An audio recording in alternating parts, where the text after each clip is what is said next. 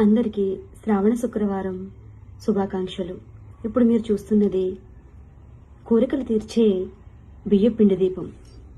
ఇది ఎలా పెట్టాలి అంటే, కొద్దిగా బియ్యపిండి తీసుకుని అందులో ఆవు పాలు, ఆవు నెయ్యి, బెల్లం పొడి, యాలకుల పొడి కూడా వేసి కలిపి ముద్దలాగా తయారు చేసుకుని మధ్యలో గుంట చేసుకుని ఇప్పుడు నేను చూపిస్తున్న విధంగా తయారు చేసుకోండి. ఒక రాగి ప్లేట్లో కానీ, ఇతర ప్లేట్లో కానీ, వెండి ప్లేట్లో కానీ చక్కగా తమలపాకులు పరిచి దానిపైన ఒక 3 యాలకులు, 3 లవంగాలు, 3 మిరియాలు వేసి మీ కోరిక చెప్పుకుని దానిపైన ఈ దీపాన్ని ఉంచి ఆవు నెయ్యి వేసి 2 ఒత్తిడి వేసి ఇప్పుడు నేను చూపిస్తున్న విధంగా ఈ దీపాన్ని వెలిగించి అమ్మవారికి ఈ దీపాన్ని చూపిస్తూ హారతి ఇవ్వండి. మీ మనసులో ఉన్నటువంటి కోరికలు ఆ అమ్మ తప్పనిసరిగా తీరుస్తుంది. మనం ఎంతో ఆర్భాటంగా అమ్మవారికి పూజ చేయాల్సిన అవసరమే లేదు.